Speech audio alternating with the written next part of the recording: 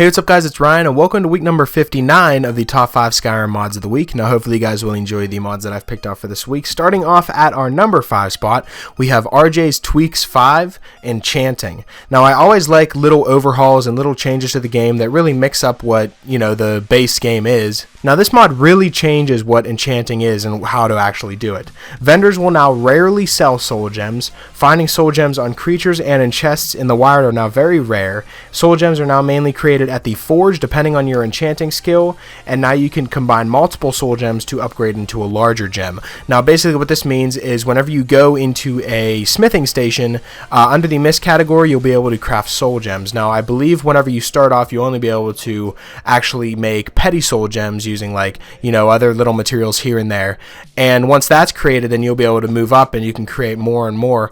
And whenever your enchanting skill gets high enough you'll be able to make grand soul gems, and then you can make black soul gems and stuff like that just by crafting things together and crafting so many together. I believe 3 petty soul gems make 1 lesser soul gem, and then 3 lessers make the next one, and so on and so forth. So that's how the enchanting works there. So now whenever you find a enchanted item in the wild, or at a base or wherever you are, you're going to make sure that you actually use it to the best of its ability and only use it whenever necessary, because if not then it'll run out of charge and you won't really have much to charge it with unless you go hunting and then you do the crafting that you have to do to actually get the soul gems themselves. So I like mods that make the game a lot more harder and make you do a lot more things in order to do other things. I think that's great, and it just adds more replay value into the game and a lot more game time to actually put into it. So that's why it comes in at our number 5 spot, so I'd recommend giving it a try.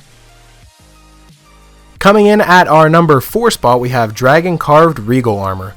Now, it's very simple. All it is under the steel category. Once you have a high enough smithing skill, you'll be able to craft this dragon armor. Now, the armor actually comes with a cuirass with no pauldrons, boots, gauntlets, a helmet, a shield, a sword, and a greatsword. So there's a lot of things that it comes with: a full set of armor, 2 weapons, and a shield. And with this full suit of armor on, you look absolutely badass. Now, I actually cover a lot of armor mods, and this is definitely up there with one of the best ones that I've seen. It's very shiny and it really shows off that gold texture. Blue and gold have been my favorite combination of colors since ever, and just seeing it in a mod where you have a gold chest plate on and then your blue greaves going down to your legs, it just makes it look amazing and it makes your character look very badass. So that's why it comes in at our number 4 spot, so I'd recommend giving it a try. Coming in at our number 3 spot, we have Tauro, the Minotaur follower. Now this mod features a new Minotaur follower named Tauro, who may be found setting up a camp right outside of Riverwood. Tauro may wield any type of weapon, but will prefer to use his battle axe when he can. However, he will switch to his bow when fighting opponents at a long distance.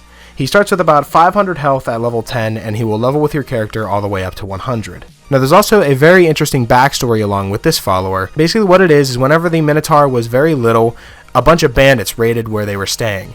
And the bandits actually paralyzed the Minotaur and then killed all of his family and everyone that lived with him right in front of his eyes, right as he watched.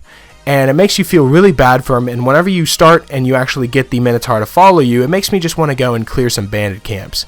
So if you're doing a little bit of a roleplay session and you want to add a little bit more of a backstory and have a follower that actually has a backstory that has meaning, then I would definitely download this one, because then you can go to those bandit camps, and clearing those bandit camps with this Minotaur follower is going to make you feel really good, because you feel like you're doing justice for what those bandits did to him so long ago. So that's why it comes in at our number 3 spot. He's a great follower, has a lot of good skills, and can really help you in combat, and I would recommend giving him a try.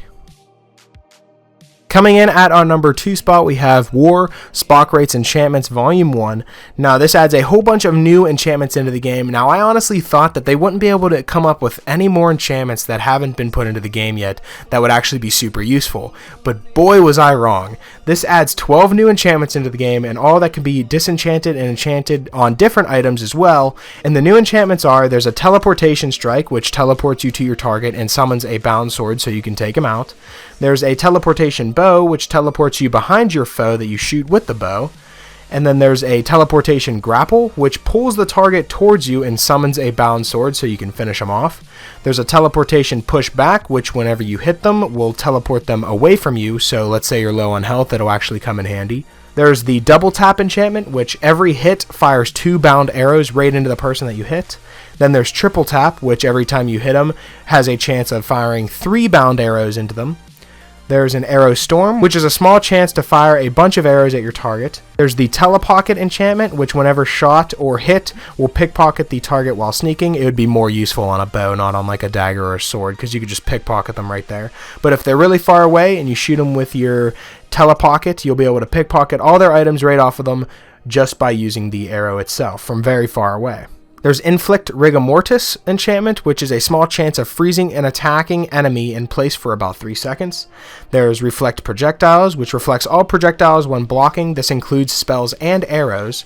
There's Blocking Ward, which summons a ward when blocking, and then there's Drunkard, which increases stats when drinking, which I've never actually seen before. It's a helmet in the game, or any piece of armor, that whenever you drink will increase other stats if you're drunk, which is pretty cool. I think that's a pretty interesting idea, and could really be used and actually put use to the beer and the ale that is actually in Skyrim. So I think all 12 enchantments that have been added into this game are very useful and will definitely come in handy whenever you're out in your travels and actually clearing dungeons and stuff like that. So that's why it comes in at our number 2 spot, so I strongly recommend downloading it.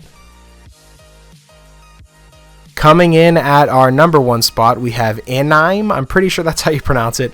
A player home. Now, this player home is very beautiful. It has a bunch of cherry blossom trees right outside the house, and it's a very tall house and very large, and it's right outside of Whiterun. It already has its own little fast travel target to it. And once there, the house has a main room, a kitchen, an attic with crafting stations, a children's room, and a master bedroom.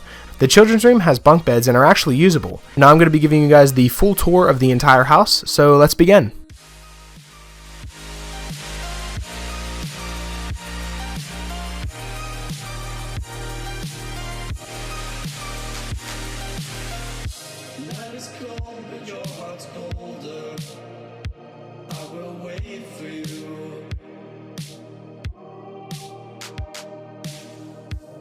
In your eyes pulled me under, but I will wait for you.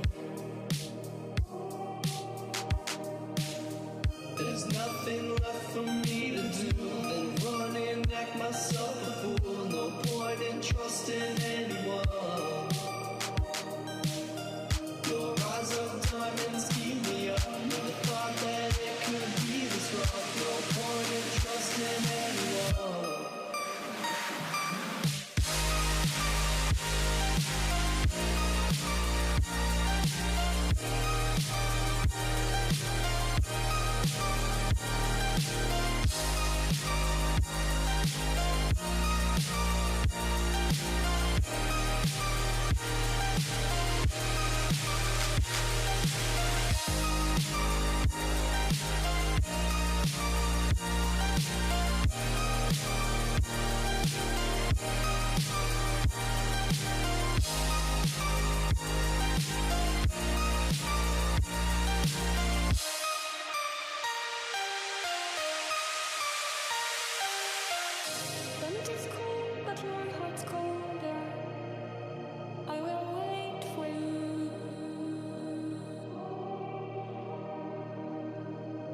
In your arms pulled me under, but I will wait for you.